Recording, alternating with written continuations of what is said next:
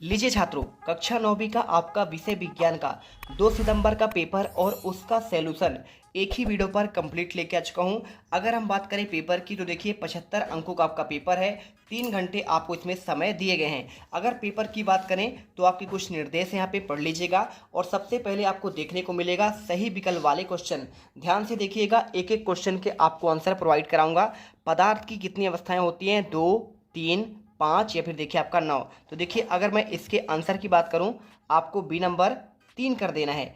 ठोस, द्रव और गैस होती है। इसके बाद देखो दूसरा क्वेश्चन, 2 या 2 से अधिक पदार्थों का समांगी मिश्रण यहाँ पे कहलाता है विलयन, यौगिक, विलायक या फिर देखिए उपयुक्त में से कोई नहीं। तो देखिए आप जानते हैं जब हम 2 या 2 से अधिक पदार्थों को मिलाते हैं तो क्या बनता है? आपका विलयन बनता है। ठीक है। इसके बाद तीसरा देखिए, किसी वस्तु के वेग परिवर्तन की दर कहलाती है आवेग, चाल, त्वरण या फिर देखिए आपका विस्थापन। तो देखिए राइट आंसर आपका जो हो जाएगा, वेग में आपका जो परिवर्तन की दर होता है ना, वो आपका कहलाता है त्वरण कहलाता है। इसके बाद देखिए क्वेश्चन आपका चौथा दिया है, निम्नलिखित में से कौन शुद्ध पदार्थ है? दूध, जल, नमक का घोल या फिर देखिए आपका वायु। तो आप जानते हैं इसमें क्या हो जाएगा, हमारा जो जल है ये आपका देखिए बिल्कुल आपका शुद्ध होता है। तो आप इसे आंसर कर लेंगे। क्वेश्चन देखिए आपका पांचवा, तांबा एक है, यौगिक है, तांबा की बात कर रहा है, मिश्रण है, नमक का घोल है या फिर आपका वायु है। तो आप जानते हैं देखिए तांबा हमारा क्या है, एक हमारा ये हमारा कहलाता है आपका, देखिए क्या कहलाता है ये आपका तांबा। तांबा मतलब होता है आपका टीन, और जो आपका टीन कहलाता है ना, ये आपका एक कौन से क्या हो जाएगा? देखिए ऑप्शन में देखिए यहाँ पर आपको धातु है। ठीक है, तो आप इसमें जो है धातु कर लीजिएगा। सिंपल सा आंसर आपको जो है, देखिए तो आपका जो तांबा है ना, तांबा आपका क्या है, यहाँ पे एक धातु है। तो आप ऑप्शन में जो है यहाँ पे आप धातु नहीं कहलाता है, आपका यहाँ पे तत्व कहलाता है। ठीक है, तो आप इसमें तत्व कर लीजिएगा सिंपल तरीके से। देखिए इसके बाद क्वेश्चन आपका छठवा, कोलायड का एक उदाहरण है, क्या चीनी का घोल है, दूध है, नमक है या फिर देखिए आपका इसमें तांबा है। तो देखिए आपका जो कोलायड होता है, कोलायड का आपका जो उदाहरण है ये आपका देखिए आपका हो जाएगा, ये आपका दूध हो जाएगा। ठीक है, तो सिंपल सा आंसर कर लीजिएगा। चलते हैं इसके बाद आपके प्रश्न क्रमांक 2 आपके रिक्त स्थान पर ये रहा। तो देखिए क्या दिया है, 6 नंबर क्वेश्चन दिया है, बर्फ का गलनांक कितना आपका यहाँ पे केल्विन होता है आपको बताना पड़ेगा। तो आपको देखिए इसमें आपको 273 केल्विन लिखना है। ठीक है, 273 आप यहाँ लिख दीजिए। इसके बाद देखिए नेक्स्ट क्वेश्चन, आपको इतना ही आंसर लिखना है। और इसके बाद देखिए समसूत्री विभाजन डैश डैश कोशिकाओं में होती है। तो आपको यहाँ पे आंसर कर देना है यहाँ पे कायिक कोशिका में। ठीक है, कायिक, तो आपका ये हो जाएगा यहाँ पे कायिक कोशिका। गति की मापन की इकाई क्या होती है? तो चौथे का आपको जो आंसर देखिए यहाँ पे आपका हो जाएगा मीटर प्रति सेकंड हो जाएगा। ठीक है, तो मीटर प्रति सेकंड करना है। इसके बाद निश्चित आवेश युक्त परमाणु का समूह डैश डैश कहलाता है। तो पांचवे का आपको जो देखिए आंसर आपका हो जाएगा यहाँ पे, इसमें आपका देखिए यहाँ पे हो जाएगा बहुपरमाणुक आयन। ठीक है, लिख दीजिएगा परमाणुक। ठीक है, परमाणुक लिखना है और इसके बाद आपको यहाँ पे लिखना है आयन। ठीक, आप ये कर दीजिए। इसके बाद देखिए यहाँ पे फ्लोएम ऊतक पत्तियों द्वारा निर्मित भोजन का क्या करते हैं? तो आपको बताएं परिवहन करते हैं। ठीक है, तो आपको यहाँ पे परिवहन लिख देना है। इसके बाद देखते हैं, देखिए कॉपी पर अच्छे से लिख लेना। और चैनल पर पहली बार विजिट कर रहे हैं तो वीडियो को बिल्कुल आपको दिल से लाइक करना है। ठीक है, क्योंकि जेथ मिडिल क्लास आपके लिए मेहनत कर रहा है जिससे आपको हर एक वीडियो का सब कुछ आंसर मिलते रहे। 6 नंबर का देखिए आपको सही जोड़ी बनाकर लिखना है, संयोजी ऊतक। तो आपको देखिए मिलाना किसमें है? यहाँ पे स्तंभ आक स्तंभा से। तो संयोजी आपका जो ऊतक है ना, ये आपका कहला जाएगा कौन सा हो जाएगा? देखिए यहाँ पे सिंपल सा हो जाएगा आपका रक्त। ठीक है, रक्त आपका संयोजी ऊतक कहलाता है, टिश्यू। और यहाँ पे कनेक्टिव टिश्यू बोलते हैं इंग्लिश में। पत्तियों से भोजन का परिवहन किस में होता है? देखिए तो आप जानते हैं, एक आपका होता है जाइलम, तो आपका यहाँ पे, और एक होता है फ्लोएम। तो फ्लोएम करेगा आपका पत्तियों से भोजन का परिवहन करेगा, और फ्लोएम तो आप हो गया, और जाइलम होता है जड़ से आपका तने तक का। और तंत्रिका ऊतक क्या है? देखिए तंत्रिका आपका जो ऊतक है ना, ये आपका सिंपल सा है, आपका न्यूरॉन्स हो जाएगा। और इसी के साथ क्लोरोप्लास्ट क्या है? देखिए तो क्लोरोप्लास्ट पाया जाता है आपका प्रकाश संश्लेषण में पाया जाता है। और राइबोसोम देखिए क्या है? आपका प्रोटीन फैक्ट्री बोलते हैं इसको। और तंत्र आपका किसमें होता है? आपका धातु में होता है। तो इस प्रकार से आपको आंसर करना है। इसके बाद चलते हैं आपका नेक्स्ट क्वेश्चन। देखिए यहाँ पे एक शब्द या एक वाक्य में उत्तर देना है। 6 नंबर क्वेश्चन दिया गया है, 300 केल्विन तापमान का डिग्री सेल्सियस में क्या आपका मान होगा? तो आपको देखिए एक शब्द में उत्तर कैसे आपको देना है? तो आपको यहाँ पे देखिए सेल्सियस में आपका मान क्या होगा? आपका 27 डिग्री सेल्सियस होएगा। ठीक है, क्योंकि देखिए आपको सिंपल सी बात है, 273 में 300 में आप 273 घटा दीजिएगा, 1 केल्विन का मान निकलेगा आपको 273। आपका जो है ना देखिए 200, अगर 1 सेल्सियस की बात करें तो 273 केल्विन के बराबर होता है। तो आपका यह 27 डिग्री सेल्सियस होगा। वह बिलियन जिसमें, अगर आपको समझ नहीं आ रहा है देखिए मैं आपको समझा देता हूँ। 273 आपका जो केल्विन होता है ये आपका होता है 1 डिग्री सेल्सियस के बराबर। ठीक, अब देखिए 300 केल्विन दिया है, तो 300 केल्विन हम क्या करेंगे, 273 माइनस कर देंगे, तो आपका यहाँ पे क्या हो जाएगा 27 डिग्री, ये आंसर आ जाएगा। इसी प्रकार देखिए आपको यहाँ पे कोशिका सिद्धांत देने वाले वैज्ञानिक का नाम बताना है। देखिए दूसरा क्वेश्चन आपको पूछा गया ना, तो आपको यहाँ पे वह विलयन जिसमें विलेय पदार्थ की मात्रा संतृप्त होती है उसे कहते हैं आपका देखिए असंतृप्त कहते हैं, असंतृप्त।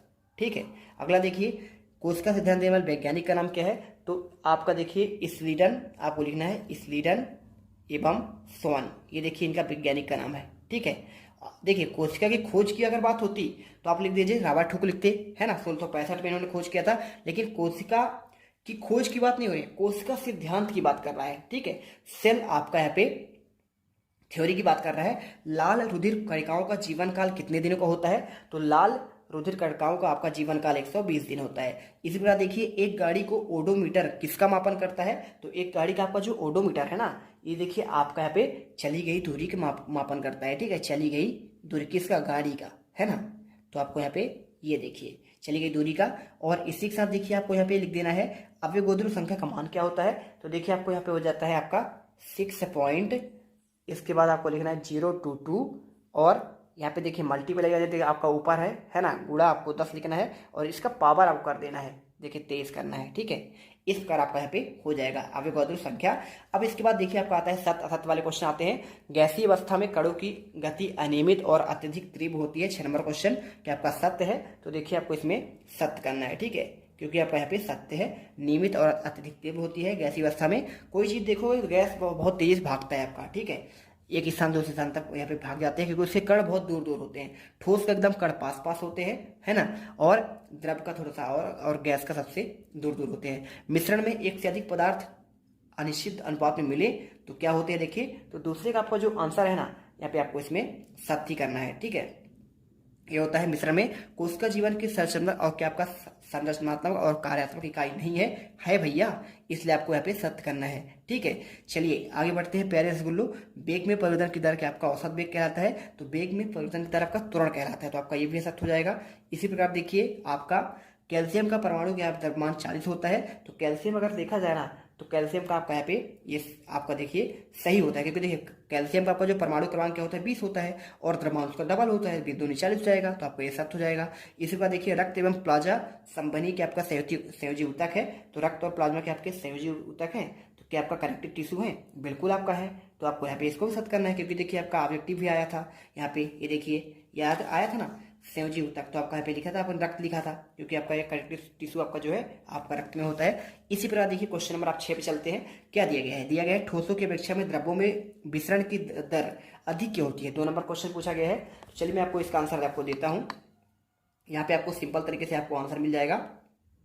ये देखिए आपको मैं आंसर दे रहा हूँ। क्वेश्चन 6 का आंसर आपको यहाँ पे ये लिख देना है। ये देखिए क्वेश्चन 6 का आंसर आपको ये मिल जाएगा। लिखना है ठोसों की अपेक्षा में द्रव्यों का विसरण दर आपका अधिक होता है, ऐसा इसलिए क्योंकि द्रव अवस्था में पदार्थ के कण स्वतंत्र रूप से गति करते हैं, और ठोस की अपेक्षा द्रव के कणों में रिक्त स्थान अधिक होते हैं। मैंने बताया था आपका ठोस तो होता है सबसे पास पास होंगे उसके कण, फिर इसके बाद आपका द्रव का, फिर गैस का सबसे दूर होता है। अथवा देखिए उदरपातन किसे कहते हैं, एक पदार्थ का उदाहरण दीजिए, ये गुण किसमें पाया जाता है। देखिए उदरपातन आपका जो होता है यह प्रक्रिया द्रव अवस्था में नहीं होती है। उदरपातन का मतलब होता है वह प्रक्रिया जिसमें किसी ठोस को, पदार्थ को जब आप गर्म करते हैं ना, तो सीधे द्रव में नहीं, ठंडा करने पर देखिए आप यहाँ पे सीधे द्रव में, और ठंडा करने पर फिर से ठोस अवस्था में आ जाए, ये कहलाता है। जैसे देखिए कपूर और नेफ्थेलिन, कपूर को आप क्या करेंगे, गर्म करेंगे तो यहाँ पे वाष्प बन जाता है, और यहाँ पे इस प्रकार से उदरपातित हो जाता है। तो कार्बन डाइऑक्साइड भी उदरपातन के गुण को प्रदर्शित करता है। क्वेश्चन देखिए 7वां, परमाणु से क्या समझते हैं, और आपको यहाँ पे आंसर देना है। तो देखिए परमाणु शब्द का मूल अर्थ होता है वह कण जिसे छोटे छोटे कणों में विभाजित ना किया जा सके, वो होता है परमाणु। बहुपरमाणु आयन किसे कहते हैं, देखिए तो 7 का आपको अथवा का आंसर देखने से पहले अगर आपको देखिए इसका आपको पूरा पीडीएफ चाहिए ना, तो पीडीएफ डाउनलोड करने के लिए हमारे टेलीग्राम चैनल को आपको ज्वाइन करना पड़ेगा। इसका लिंक आपको कमेंट बॉक्स में आपको दिया गया है, ठीक है। चलिए यहाँ पे आपको इसका आंसर दिखाते हैं। तो आपका ये रहा 7 का अथवा का आंसर आपको ये मिल जाएगा। परमाणु के समूह जिन पर नेट आवेश विद्यमान है उससे बहुपरमाणुक आयन कहते हैं, जैसे अमोनिया और आपका सल्फेट आदि, ठीक है। क्वेश्चन देखिए आपका यहाँ पे नेक्स्ट आता है क्वेश्चन 8वां। क्या दिया गया है देखिए, इसमें लिखा है गर्मियों में हमें किस प्रकार के कपड़े पहनने चाहिए और क्यों। तो देखिए सिंपल सा क्वेश्चन है। अगर मैं इसके आंसर की बात करूं तो आपको यहाँ पे गर्मियों में हमें सूती कपड़े पहनने चाहिए, क्योंकि गर्मियों में शारीरिक प्रक्रिया के कारण अत्यधिक पसीना आता है और इससे जिसे क्या है ठंडक मिलती है। जैसा कि हम जानते हैं कि बाष्पीकरण के दौरान द्रव की सतह कण हमारे शरीर की देखिए ऊर्जा से प्राप्त करने पर वाष्प में बदल जाते हैं। अब इसके बाद देखिए मिश्र धातु किसे कहते हैं, तो आपको आंसर में लिख देना है। देखिए 2 या 2 से अधिक धातु के समांगी मिश्रण को यहाँ पे मिश्र धातु कहते हैं। और मिश्र धातु देखिए आपके 2 रूप है, इस्पात और पीतल, है ना। तो आपको यहाँ पे आंसर करना है। क्वेश्चन देखिए आपको यहाँ पे 9 नंबर, मिश्रण और यौगिक में आपको 2 अंतर पूछा गया है। तो देखिए क्वेश्चन 9 का आंसर आपको यहाँ पे मिश्रण में आपको लिखने देना है 2 या 2 से अधिक शुद्ध पदार्थों के द्वारा बिना किसी रासायनिक क्रिया के दौरान निर्माण होते हैं। और इसमें आपको दूसरा पॉइंट, इसमें घटकों का गुण विद्यमान होते हैं और इधर आपका यौगिक क्या लिखा हुआ है। तो ये देख लो, आपको इसे अच्छे से करना है। अधिक तत्वों के रासायनिक क्रिया के फलस्वरूप निर्मित होते हैं, ठीक है। चलिए इसके बाद क्वेश्चन 9 का अथवा देखिए तत्व और यौगिक में अंतर पूछा गया है। तो आपको आंसर यहाँ पे तत्व तो एक ही प्रकार के परमाणु से मिलकर बने होते हैं, जबकि यौगिक आपके विभिन्न प्रकार के परमाणु तत्वों से मिलकर बने होते हैं। और देखिए तत्व क्या होता है, विभाजित कर कोई तत्व प्राप्त नहीं करता है, जबकि आप यौगिक देखिए आपको प्राप्त करता है। क्वेश्चन देखिए आपको जो 10वां दिया गया है, कोलाइडी विलयन के आपको 2 गुण पूछा गया है और साथ में सांता को आपको देखिए परिभाषित करने के लिए पूछा गया है। तो आंसर देखिए क्वेश्चन 10 का आंसर आपको यहाँ पे ये हो जाएगा। आंसर देखिए ये आपका विषमांगी होते हैं और कोलाइडी कण धनावेशित और ऋणावेशित हो सकते हैं, ठीक है। इसका आंसर मिल गया कोलाइडी विलयन के 2 गुण। सांता को परिभाषा देखिए, रसायन विज्ञान में किसी विलयन की सांता उस विलयन के आयतन में उपस्थित पदार्थ की मात्रा के रूप में परिभाषित किया जाता है। इसके बाद क्वेश्चन देखिए 11वां, जाइलम व फ्लोएम में आपको अंतर लिखना है। सिंपल सा क्वेश्चन है। देखिए जाइलम की कोशिका मृत होती है, जबकि फ्लोएम की कोशिका आपका जीवित होती है। और जाइलम गुणित खनिज का स्थानांतरण करती है, जबकि फ्लोएम खाद्य पदार्थों का स्थानांतरण करती है। अथवा का देखिए क्वेश्चन देखिए क्या लिखा है, श्वेत रुधिर कणिकाओं में सिपाही क्यों कहा जाता है। सिंपल सा क्वेश्चन देखिए आपको आंसर यहाँ पे श्वेत रक्त कणिकाएं शरीर के रक्षक है और ये प्रतिरोधियों के निर्माण करती है। जब कभी शरीर में रोग फैलाने वाले रोगाणु प्रविष्ट हो जाते हैं तो उन्हें कोई चोट लग जाती है तो रोगाणुओं को भक्षण कर लेती है, तब इन्हें शरीर का सैनिक कहा जाता है। इसके बाद देखिए 12वां क्वेश्चन, एक समान गति किसे कहते हैं। अगर मैं इसके आंसर की बात करूं तो ऐसी गति जिसमें एक वस्तु समान अंतराल पर समान दूरी तय करती है एक समान गति कहलाती है, ठीक है। अथवा का देखिए यहाँ पे क्या पूछा गया है, यहाँ पे त्वरण किसे कहते हैं। तो इसका आंसर देखिए किसी वस्तु के वेग में परिवर्तन के आपका दर जो होता है त्वरण कहलाता है। इसका मात्रक प्रति मीटर सेकंड यानी मीटर देखिए प्रति सेकंड स्क्वायर होता है तथा यह एक सदिश राशि है, ठीक है। इसके बाद देख लीजिए गति का प्रथम नियम पूछा गया है। तो गति का देखिए प्रथम नियम क्या होता है, प्रत्येक पिंड तब तक अपनी विरामावस्था में अथवा सरल रेखा में एक समान गति अवस्था में रहता है जब तक कोई उस पर बाह्य बल न लगाया जाए। तो इसे देखिए जड़त्व का नियम भी कहते हैं। और अथवा का देखिए संवेग संरक्षण का आपको नियम पूछा गया है। यहाँ पे आपको लिखना पड़ेगा, यदि किसी निकाय पर कोई बाह्य बल कार्य न कर रहा हो तो निकाय का कुल संवेग आपका जो है नियत रहता है। और देखिए संवेग को ना ही उत्पन्न किया जाता है और ना ही नष्ट किया जाता है, केवल एक रूप से दूसरे रूप में आपका परिवर्तित हो सकता है। क्वेश्चन देखिए 14 नंबर का, कार्बन और सोडियम के परमाणु के लिए इलेक्ट्रॉन का वितरण आपको पैरेन्काइमा और कोलेनकाइमा में आपको अंतर बताना है। तो देखिए आपको ये हो जाएगा, कार्बन परमाणु आपका देखिए आपका इसका परमाणु संख्या कितना 6 होता है और इलेक्ट्रॉन वितरण देखिए पहले कक्षक में आपका 2 जाएगा इलेक्ट्रॉन और दूसरे वाले में आपका 4 जाएगा, 4 2 6 हो जाएगा। सोडियम का देखिए परमाणु संख्या कितना होता है 11 होता है, ये कैसे जाएगा, पहले 2 जाएगा पहले कक्षा में, फिर दूसरे कक्षा में आपका 8 जाएगा, 8 2 10 हो गया, बचा कितना आपका 1 बचा, तो आपका ये हो जाएगा। इसके बाद देखिए पैरेन्काइमा और आपका कोलेनकाइमा में आपको अंतर बताना है। इसकी कोशिका भित्ति पतली होती है और इसकी कोशिका भित्ति आपका देखिए कोनों पर मोटी होती है। भित्ति सेलुलोज की बनी होती है और इसका भित्ति देखिए आपका पेक्टिक पदार्थ की बनी होती है। 15वां देखिए क्या दिया गया है, गुरुत्वाकर्षण का सार्वत्रिक आपका नियतांक पूछा गया है, कैसे करेंगे। तो देखिए आपको आंसर आपको ये मिल जाएगा।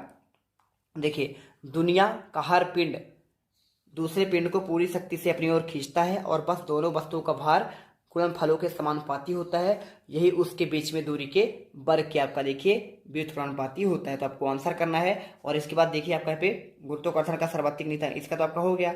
इसका देखिए क्यों कहता है, तो न्यूटन के गुरुत्वाकर्षण के नियम के अनुसार सार्वभौमिक माना जाता है, क्योंकि पूरे ब्रह्मांड पर लागू माना जाता है। और ऐसा इसलिए कहा जाता है क्योंकि द्रव्यमान वाले सभी पिंडों जैसे सूर्य, चंद्रमा, पृथ्वी या सेब पर लागू होते हैं और पिंड एक ही नियम द्वारा शासित होंगे, जो न्यूटन के गुरुत्वाकर्षण की आपका नियम कहलाती है। 16वां देखते हैं। देखिए, विभाज्योतक कोशिकाओं की दो आपको विशेषताएं बतलानी है। क्या आपको आंसर देना देखिए, या फिर आपका रक्त के 2 कार पूछा गया है। तो देखिए, विभाज्योतक की कोशिकाएं पतली भित्ति, सघन कोशिका द्रव और स्पष्ट केंद्रक वाली रिक्तियां विहीन होती है। आपको ये उत्तर लिख देना है। अथवा का देखिए, आपका रक्त शरीर के ऊतकों के ऑक्सीजन और आवश्यक पोषक तत्व जैसे वसा, शर्करा, खनिज और विटामिन पहुंचाता है।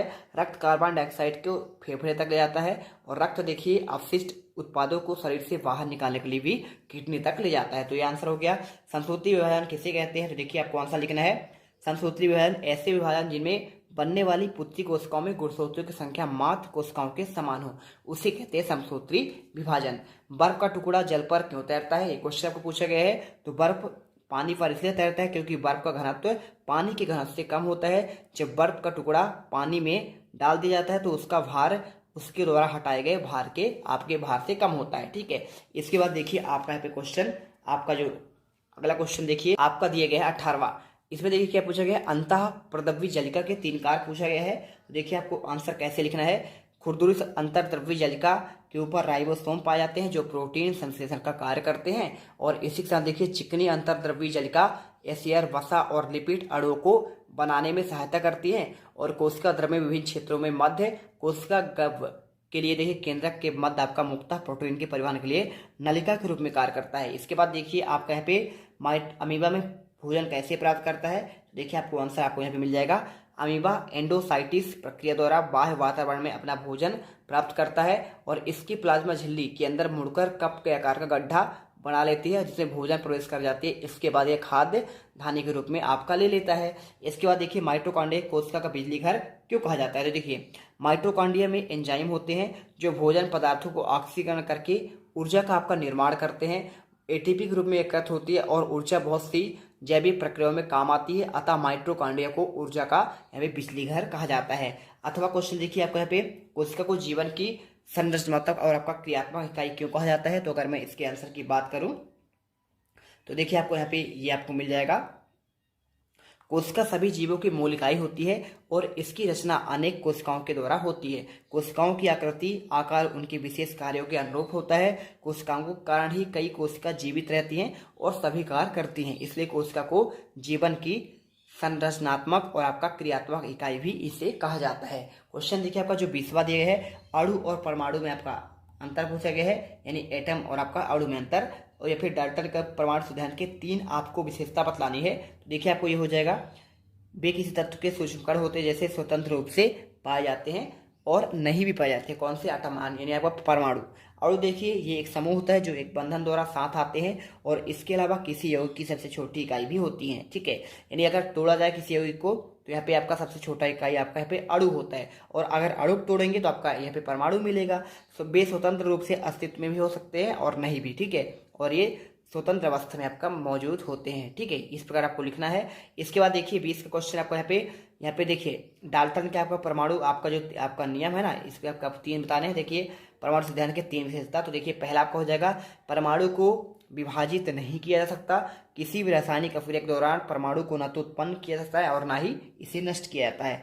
किसी एक तत्व के सभी परमाणु आकार, द्रव्यमान आदि गुणों को एक दूसरे के समान होते हैं। और इसी के साथ देखिए, आपका यहाँ पे पादप कोशिका और इसका नामांकित चित्र भी बनाना है या फिर आपका जंतु कोशिका का नामांकित चित्र बनाना है। आंसर कैसे लिखेंगे देखिए, मैं आपको बता रहा हूँ यहाँ पे। तो देखिए, आपको यहाँ पे आंसर जो है, आपको ये चित्र बनाना है। केंद्रक हो जाए, कोशिका द्रव हो जाए, गाल्गी इकाई, कोशिका भित्ति, प्लाज्मा झिल्ली, क्लोरोप्लास्ट। आपको इस प्रकार से आपको पूरा चित्र बनाना है और आपको इसमें लिखना भी पड़ेगा। रिक्तिका, माइटोकॉन्ड्रिया, अंतःप्रद्रव्य जलिका, पादप कोशिका को लिख देना है चित्र में, और गाल्गी इकाई, आपको ये सारी चीजें लिखना है। देखिए, अब आपको जंतु कोशिका का नामांकित चित्र बनाना है तो बिल्कुल आप तो अथवा से पढ़ लीजिएगा, इससे बाहर क्वेश्चन आपका जाएगा ही नहीं। ठीक है, ये आपका देखिए, जंतु कोशिका का प्लाज्मा झिल्ली आपको यहाँ पे दिया गया है, सेंट्रोसोम दिया है, गाल्गी इकाई दिया है, कोशिका द्रव्य, माइटोकॉन्ड्रिया, अंतःप्रद्रव्य जलिका, केंद्रक, क्रोमैटिन और अंतःप्रदेश जल का रिक्तिका और आपका राइबोसोम, केंद्रक छिद्र, केंद्रक झिल्ली और आपका केंद्रक, ठीक है। और आपका ये देखिए गाल्गी काय है। तो इस प्रकार आप आंसर कर लेंगे। 22वां देखिए पादप कोशिका और जंतु कोशिका में आपको यहाँ पे अंतर बताना है, ठीक है। 4 अंतर देखिए, पादप कोशिका में देखिए पादपों में पाई जाती है, जबकि जंतु कोशिका आपका जंतुओं में पाई जाती है। पादप कोशिका में कोशिका भित्ति उपस्थित होता है और जंतु कोशिका में कोशिका भित्ति उपस्थित नहीं होता है। और पादप कोशिका हरित लवक पाए जाते हैं, पाए जाएंगे बिल्कुल, और जंतु कोशिका में हरित लवक नहीं पाए जाएंगे। पादप कोशिका में बड़ी रिक्तिकाएं होती हैं और जंतु कोशिका में छोटी रिक्तिकाएं आपकी होती हैं। इसी के साथ देखिए आपका 8वां क्वेश्चन आपको ये दिया गया है आपका न्यूमेरिकल, इससे आप खाली जो है आपको ऐसे करना पड़ेगा, ठीक है। तो इसे कर लीजिएगा पूरा अच्छे तरीके से। और आपका यहाँ पे तुरंत आ जाएगा 0.018 प्रति देखिए मीटर प्रति सेकेंड स्क्वायर, ठीक है। और 23वां देखिए निम्नलिखित तापमान को सेल्सियस में आपको चेंज करना है। चेंज कैसे करेंगे देखिए, तो यहाँ पे चेंज करेंगे 300 केल्विन को, देखिए तो क्या हो जाएगा 300 केल्विन 273 माइनस करेंगे 27 डिग्री आ जाएगा। और सेल्सियस को देखिए कैसे आपको बदलना है, 573 को देखिए 273 माइनस करेंगे तो 300 डिग्री आपका पे आंसर निकल कर आ जाएगा। तो इसका आपका देखिए 300 डिग्री यानी कितना आ जाएगा देखिए 300 डिग्री, इसका आपका 27 आपका डिग्री सेल्सियस आ जाएगा। वाष्पीकरण की दर को प्रभावित करने वाले कारक बताने हैं, तो यहाँ पे आपको आंसर देखिए आपको यहाँ पे ये मिल जाएगा। तो इस प्रकार देखिए आपको यहाँ पे क्वेश्चन 23 की अथवा का आंसर, यहाँ पे पदार्थ के कण सदा गतिशील रहते हैं और निश्चित तापमान पर उनके कणों में गतिज ऊर्जा होती है, जिस कारण वाष्पीकरण होता है। निम्नलिखित कारकों में इनकी दर प्रभावित होती है। तो इस प्रकार पूरा आंसर देखिए, पहला पॉइंट, दूसरा पॉइंट, तीसरा पॉइंट और आपका चौथा पॉइंट में आंसर कर देना है, ठीक है। तो अब तुम लोग गलती से अगर नए हो प्रश्न तो नंबर सब्सक्राइब 3 करो। कल वो जो सट्टा लाल वाला बटन है, समारोह उस में पे गई अपने थी, जीजा समझ जी नहीं फेंक आपका के मारो। समारोह है। फूफा जी मुझे नहीं पता, बस क्लिक हो जाना चाहिए। अब मैं भी जा रहा हूं, मुझे मुठिया पेलने जाना है। बाय। वो है